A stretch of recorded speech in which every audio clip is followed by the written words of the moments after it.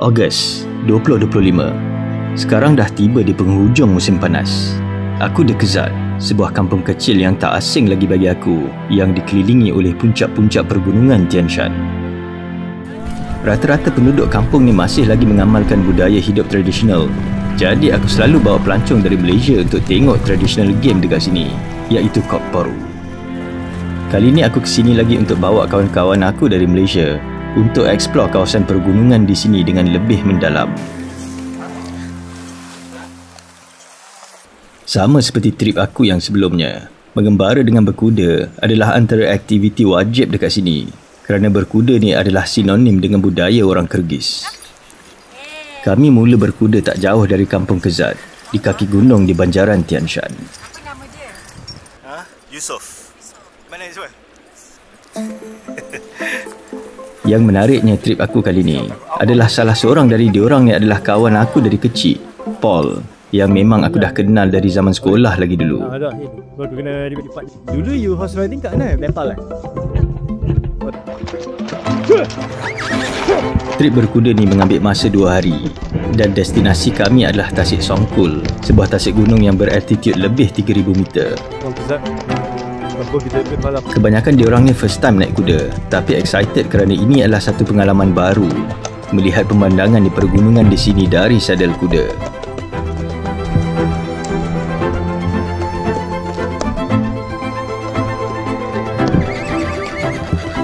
Hari sampai pagi je dia. Hari besok hutan. Ini adalah satu-satunya laluan yang pernah aku lalui masa aku mengembara dengan berkuda berseorangan di pergunungan Kyrgyz 10 tahun yang lepas. Jadi bila aku lalu lagi sekali jalan ni, aku teringat kisah yang lama. Lepas lebih kurang 2 jam, kita orang berhenti untuk berehat di mountain pass yang digelar Tuz Ashu yang beraltitude 3400 meter. Mountain Pass. You made it, bro.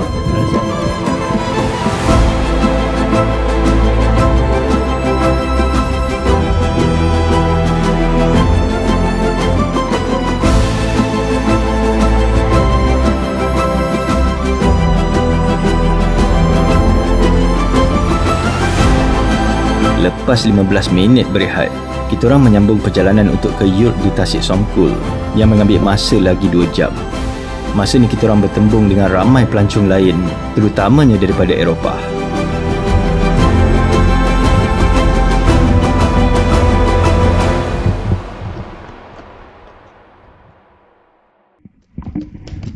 Lepas 4 jam berkuda, kita orang pun sampai ke yurt tempat kami menginap di tepi Tasik Songkul. Ini sebenarnya adalah yurt family kepada kawan aku dari Kezat, Ruslan, yang dah lama aku kenal dulu.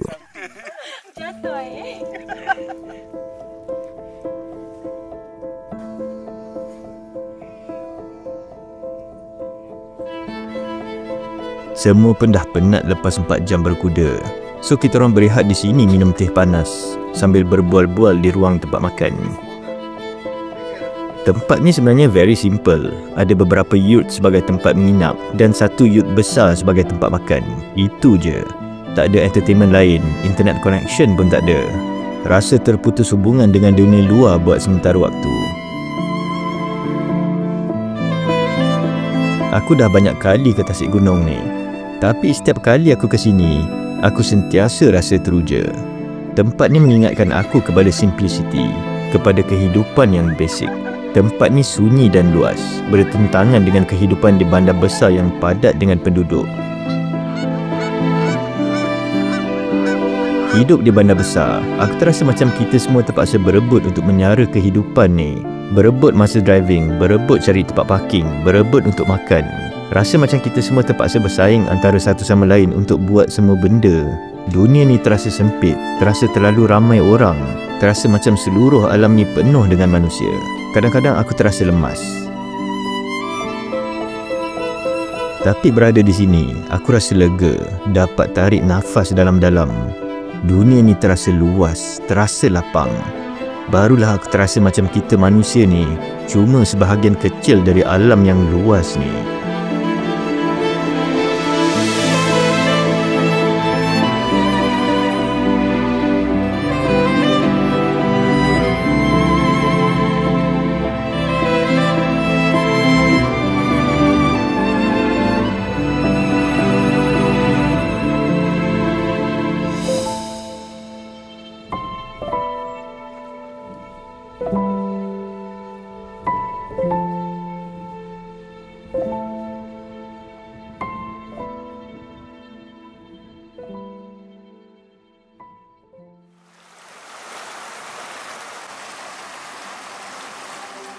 Lepas 2 hari kita orang menerokai Tasik Songkul dengan berkuda, aku pun bawa kawan-kawan aku ke satu lagi tempat menarik di Kyrgyzstan ni, iaitu Jati August. Tempat ni famous kerana mempunyai rock formation yang menarik dan nampak stand out, terutamanya bila kena cahaya matahari di waktu pagi. Dan di sini jugalah tempat permulaan untuk kita orang pergi hiking selama 4 hari melalui banjaran pergunungan Tian Shan. Okay, so sekarang kita orang nak start kita orang punya hike daripada kampung Jati August. 4 hari hike, lalu kat gunung sana, the highest pass is less than 4,000, 3,800 meters. Dan ni group, tengok dia orang. Tengok dia orang. Dia orang ni tiktokers. Ni pun sama, ni ketua dia. This is Bucket, saya punya kawan daripada Kyrgyz, my brother. Dan dia akan jadi kita punya guide. Let's start. Yeah, shall we? Bismillahirrahmanirrahim. So 7 orang hikers daripada Malaysia, dan diorang memang experience hiker lah possible. So not to worry so much. Diorang ni memang selalu hike dekat Nepal tu lah, Nepal, India tu lah. Dan diorang ni world travel, Mongolia semua dah pergi. So macam dia tak ada culture shock sangat lah bila diorang datang sini, pasal dah biasa kat belah Southeast Asia juga. So ni kampung dia. That's the kids. Hello, hello kids. So kita orang akan hike 4 hari. Ras, hello. Hello, hello. Who fits ah? Tak ada. Tak apa, cari. So kita orang akan hike 4 hari. Hari ni yang paling santai lah. Introduction. Introduction. Dan yang highest pass kita akan naik pun tak sampai 4,000 pun. Dia je.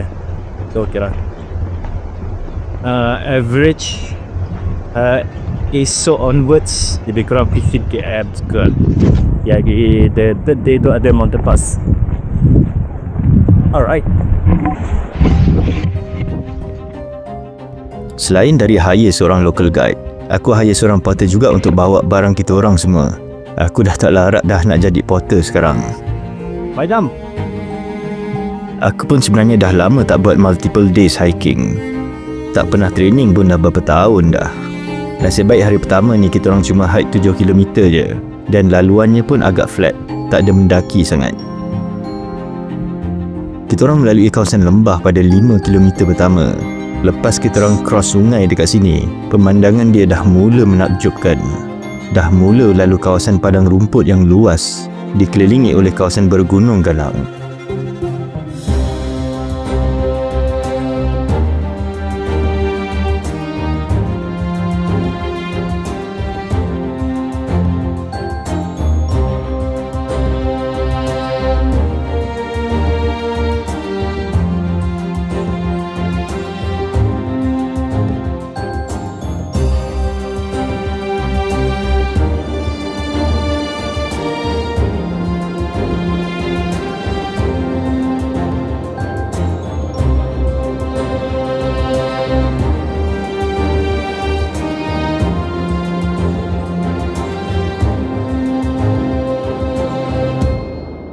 Okay, bila saya travel lately, saya memang banyak pakai online banking, especially untuk book accommodation, untuk book flight semua ni. Jadi daripada situ saya memang tak ada choice, saya memang banyak kena pakai public wifi. Dan dari situlah saya sedar betapa pentingnya kita kena pakai VPN ni semua untuk secure kita punya gadget-gadget semua, daripada kita punya laptop sampai phone semua ni, daripada kena attack dengan hackers semua ni. Okay, so VPN ni adalah virtual private network. Dia ni macam shield untuk jaga kita punya online device ni semua. Dia jaga kita punya data ni semua. Dia jaga kita punya location dan juga kita punya online activities daripada kena attack oleh third parties hackers semua ni. VPN yang saya pakai adalah Surfshark. Selain daripada online security, VPN ni juga dia dapat solvekan banyak problem macam censored content. Kalau macam setengah country yang kita pergi tu, kita tak boleh nak buka YouTube ke apa. Bila kita pakai VPN, dia akan bypass that thing. Jadi kita still boleh access website macam YouTube, Google semua ni. Satu lagi kelebihan Surfshark ni, kita boleh pakai dekat semua device kita, daripada kita punya laptop, kita punya phone, kita punya iPad semua. So kalau kita ada banyak gadget-gadget ni semua, kita boleh pakai Surfshark ni dekat semua kita punya gadget. Dan satu lagi Surfshark ni punya kelebihan adalah dia akan block semua targeted ads. So bila kita surfing, kita tengok video semua, dia memang tak adalah macam pop-up ads semua ni. So kalau ada siapa yang nak extra protection, yang nak bypass all this censored content dekat certain countries yang kita nak travel ni, boleh pakai saya punya link surfshark.com/Zaharis ataupun pakai kod Zaharis untuk dapatkan extra 4 bulan subscription. Dan jangan risau kalau kita rasa benda ni tak sesuai dengan kita boleh cancel dia punya subscription tu, disebabkan Surfshark ni dia kasih 30 hari money back guarantee. Pada hari yang kedua, kita orang bangun awal untuk breakfast dan mula bergerak sebaik saja matahari mula memancar di sini. Kita orang dah mula lalu kawasan hutan Alpine di altitude sekitar 2,300 meter. Okay, kita orang baru start second day punya hike daripada Jati Augusto Karakol. Sekarang ni kita start daripada Kopjak. Dan sekarang ni kita tengah lalu kawasan-kawasan kemah kat sini. Diorang punya yurt. Sini semua yurt untuk turis juga, untuk hikers. Tempat macam ni is called Jailo, Kyrgyz Jailo. Yurt ni dalam Kyrgyz kita panggil sebagai Bozui. Kalau Kyrgyz, yurt tu is Russian. So ni dia punya Jailo. Mana ni dia punya pasture. Kuda-kuda semua makan rumput kat sini. Sekarang ni late summer. So view this still macam ni. Dan ni this is my friend. Dia punya kawan Kyrgyz. Nama dia Bucket Bag. Dan yang ni Potter Alahan. Very young guy, very strong guy. Okay, so hari ni 13 km. Matahari perlahan-lahan memanaskan bumi Kyrgyz ni. Tapi kita orang santai je disebabkan banyak berjalan dalam shade di dalam hutan Alpine ni. Dan jalannya agak mendatar pada beberapa kilometer yang pertama. Aku bawa kawan-kawan aku hike dekat sini kerana landscape dekat sini betul-betul berbeza dengan masa kita orang horse riding ke Tasik Songkul hari tu. Di sini, hutan Alpine-nya agak tebal dan penuh dengan sungai-sungai yang kecil dan besar. Rasa macam mengembara ke dua negara yang berbeza.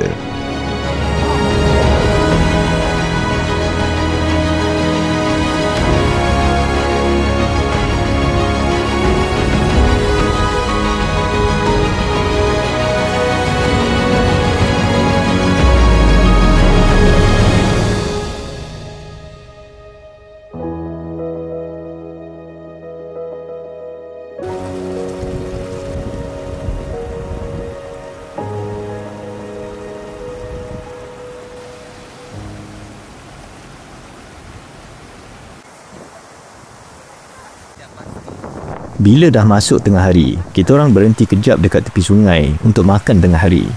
Senang kalau berhenti makan di tepi sungai untuk basuh tangan semua. Yang menarik tentang trekking dekat sini adalah mudah untuk dapat punca air. Setiap beberapa minit memang boleh jumpa banyak stream. Dan airnya pula bersih kerana datang dari glasier-glasier dari puncak-puncak gunung di sini. Jadi tak ada masalah untuk bawa air yang berat bila trekking dekat sini. Air yang macam daripada stream macam ni, yang datang daripada glacier ni memang rasa dia betul macam ambient. So itu yang saya suka kalau trekking kat Kyrgyzstan ni, especially dekat northern Kyrgyzstan ni. Dia banyak cocoa vine, dia memang banyak macam stream macam ni kalau compare dengan south. So tak payah bawa air, just bawa botol bawa botol kecil macam ni ya. Every few meters memang akan adalah stream macam ni, so kita boleh top up air. So selalu saya akan minum sampai habis, lepas tu saya kosongkan botol ni, jalan balik. So save weight lah yang bawa beratnya.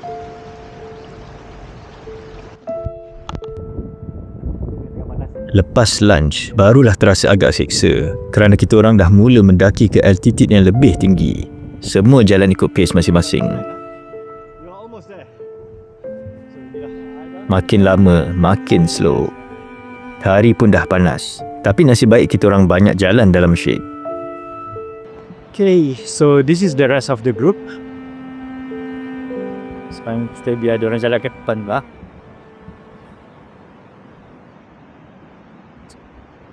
So sekarang ni kurang sikit panas. Sebab kita orang dah masuk dekat kawasan Alpine punya forest. Kalau tak hari panas sangat. Mainin je serang sedih sikit dalam shade. Perlahan-lahan kita orang berjalan ke altitude setinggi 2,800 meter. Kebanyakannya melalui kawasan hutan Alpine ni.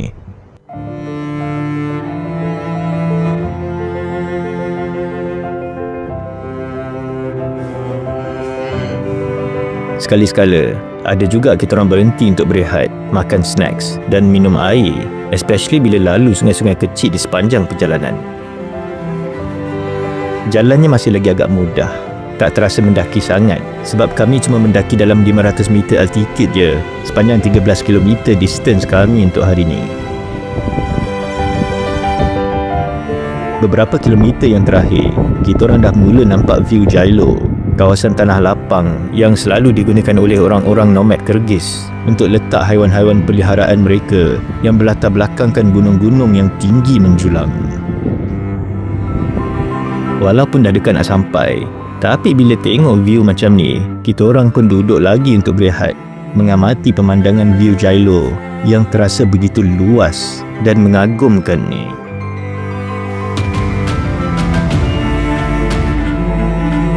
Yang menariknya, view secantik ni tapi tak ada orang dekat tempat ni. Tak macam tempat-tempat lain yang selalu aku pergi. Itu yang menariknya tentang gunung-gunung dekat Kyrgyzstan ni. Tak rasa macam pergi ke tempat turis yang biasa, tapi pengembaraan tu terasa raw, terasa begitu dekat dengan alam.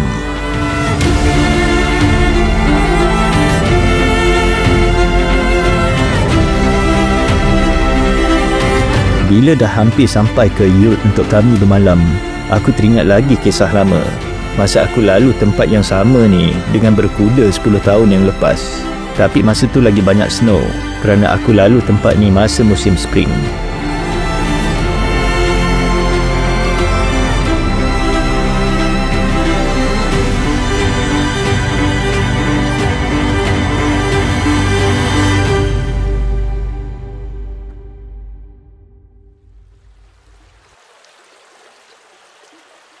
Sesampainya kita orang di yurt untuk bermalam, terus kita orang makan late lunch dan berehat di dalam yurt masing-masing sampailah ke waktu petang.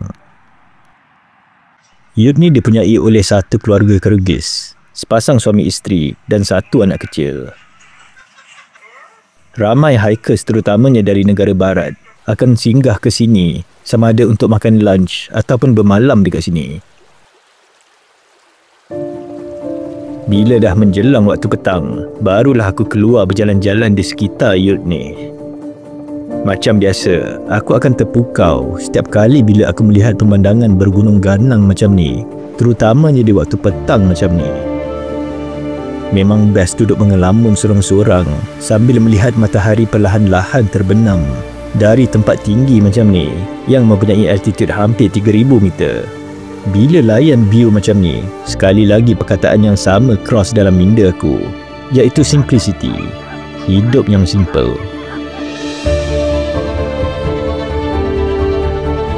Bagi aku, view kat sini lagi cantik dari Swiss ataupun Italian Alps. Dan yang bestnya, tak ada orang langsung dekat sini. Rasa macam seluruh kawasan pergunungan ni, kita orang yang punya.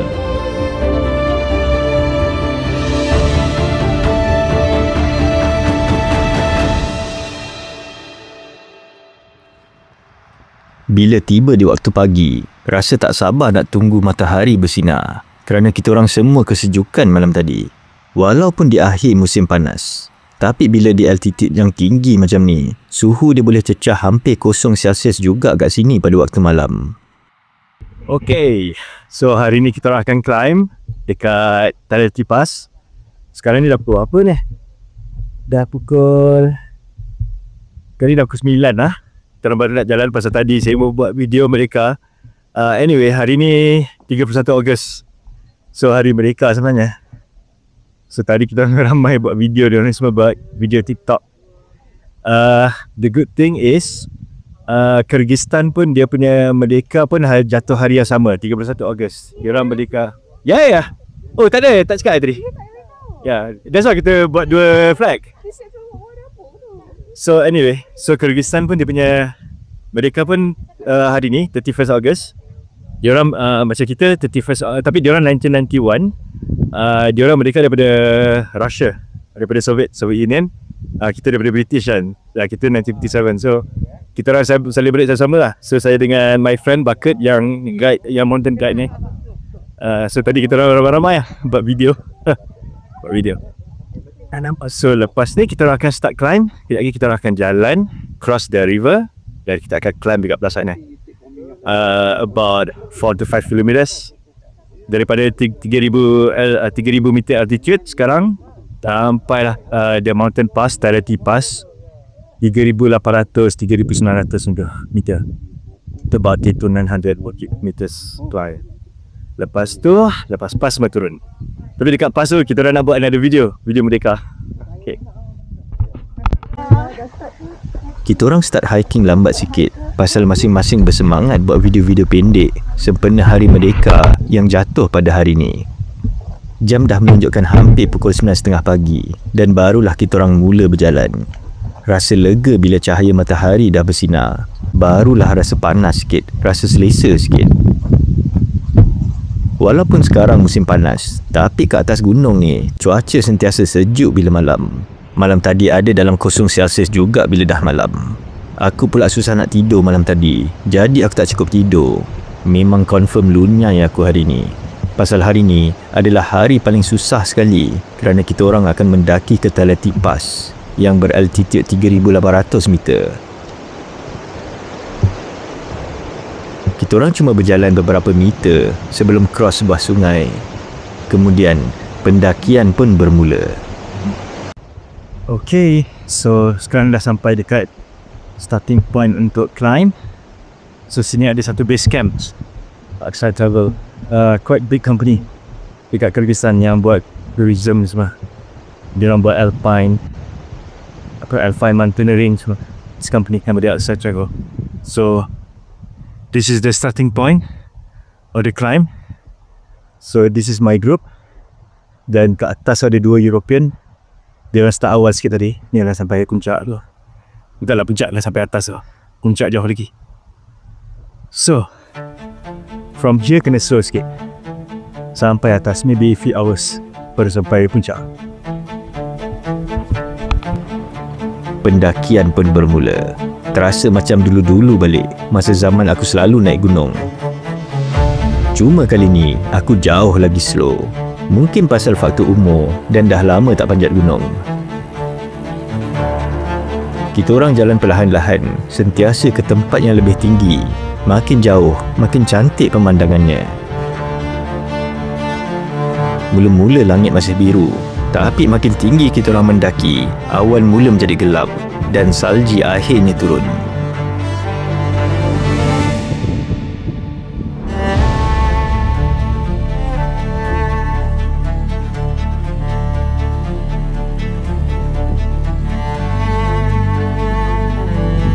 Okay, kita orang sekarang baru lebih sikit dah halfway.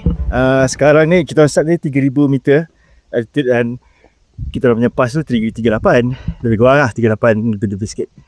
Dan sekarang ni kita dah 3,500. Lepas tu snow, ada snowscape. Tapi saya macam nasib baik snow tau. Pasal kalau hujan habis saya tahu. Saya punya baju, saya punya jaket sebenarnya semua tertinggal dekat hotel dekat Bishkek. Lepas tu adalah kawan saya ambil kan kat sana. So memang ini je saya ada.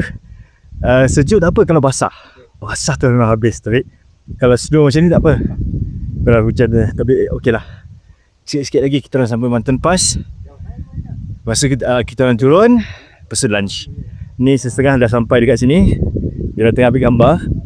Pasal sekarang ni tiba-tiba jadi winter.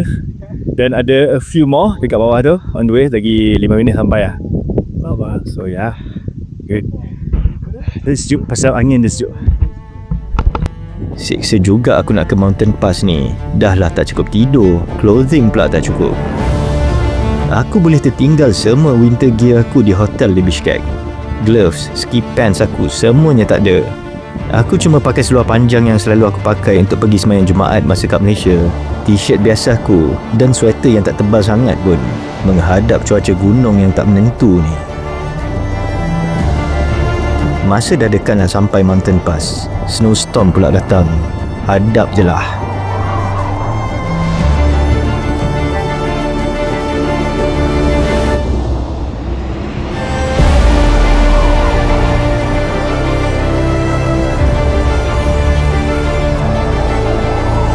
Lepas lebih kurang 4 jam, kita orang pun akhirnya sampai ke Teleti Pass yang beraltitude 3,800 meter.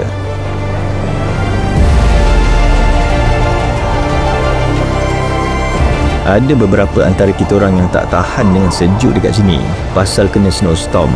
Jadi kita orang cepat-cepat turun ke altitude yang lebih rendah. Okay, finally kita orang dah turun daripada Mountain Pass tadi. Dan dah lunch apa, quick lunch. Tak shoot apa-apa. Masa tadi memang rasa sejuk sangat. Tapi masa kita nak turun tadi, masa lunch tu,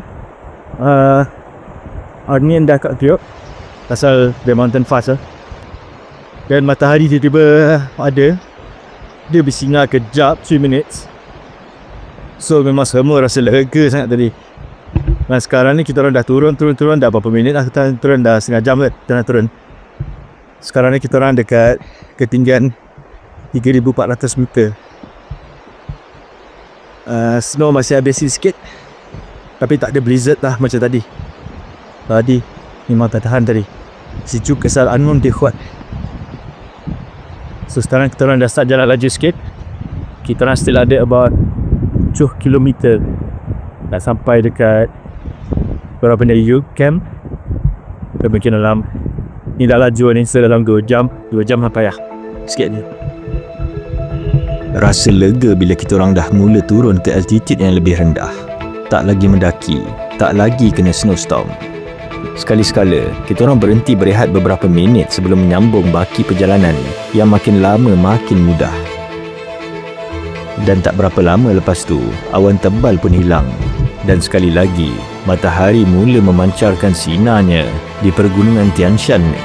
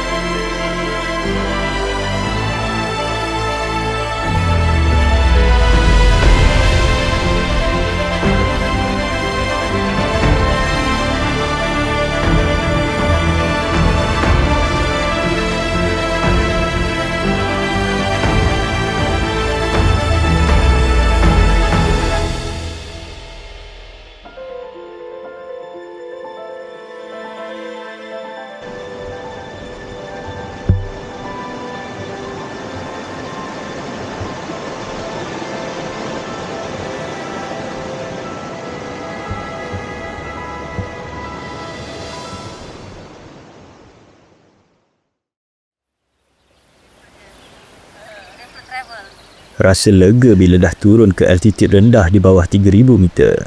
Barulah rasa macam musim panas dah kembali lagi di pergunungan Kyrgyz ni. Kita orang bermalam di yurt camp di lembah Karakol yang beraltitude cuma sekitar 2,500 meter.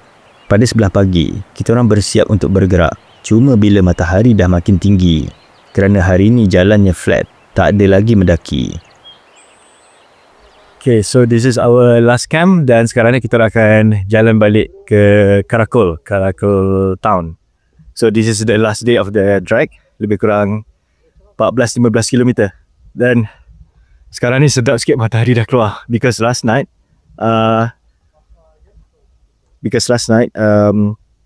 rumput-rumput ni semua beku. Temperature mungkin dalam kosong or slightly minus last night. Dan kita orang punya yurt, dia tak ada heater semua. So panas juga lah, especially my group tak biasa kan. Bukan tak biasa apa, pasal baru datang daripada Malaysia, you know. Kita punya weather kan panas kan. So macam mendadak suhu turun, so tak biasa lagi. Tapi sekarang bila dah keluar matahari ni, rasa sedap lah.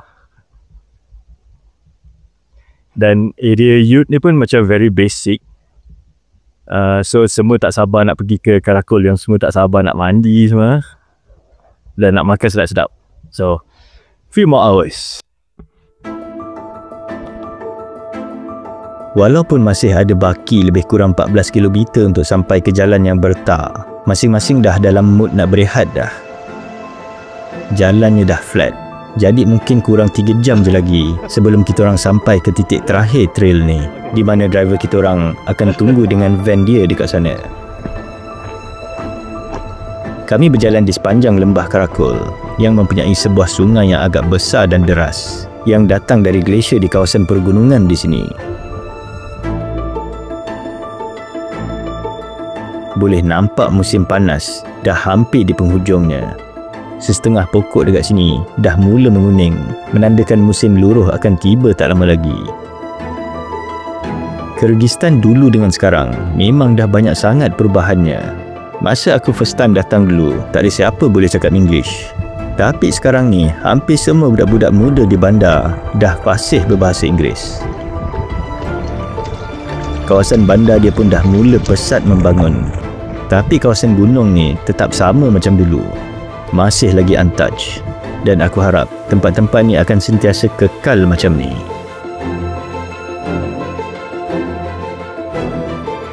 The end of the track. Kita dah sampai dah. So sekarang dia ada breaks dan briefing tu dulu dekat situ. So habislah 4 hari track. So lepas ni kita nak pergi Karakol dan makan, lepas tu check in hotel, mandi-mandi, hari night. So nice. Daniar, Assalamualaikum. Waalaikumsalam. Gustar. Gustar. Golden.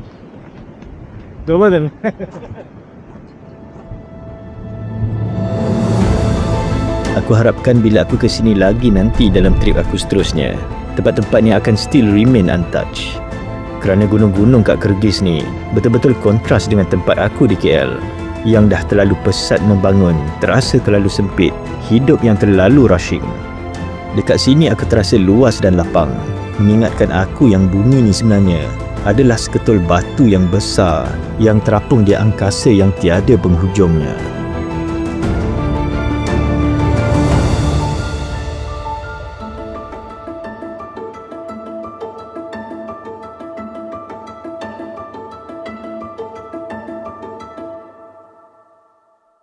Okay, so terima kasih kerana sudi menonton video saya ni sampai habis. Mungkin ramai yang tertanya, kenapa tahun ni saya kurang sikit publish video dekat YouTube. Ini adalah kerana saya busy menulis buku saya ni dengan basikal aku meretas benua Asia. Buku ni baru lagi diterbitkan dan dia menceritakan tentang kisah pengembaraan saya yang berbasikal yang masa mula-mula dulu lagi, masa tahun 2010 tu, di mana saya mengayuh basikal daripada Chengdu di China sampailah ke Kyrgyzstan. Jadi bagi sesiapa yang berminat nak baca buku ni, yang nak tahu tentang kisah pengembaraan saya dan juga nak support saya, boleh klik dekat link yang ada dekat atas ni ataupun yang ada di description video ni untuk beli buku ni. Jadi terima kasih, kita jumpa lagi dalam video-video yang akan datang.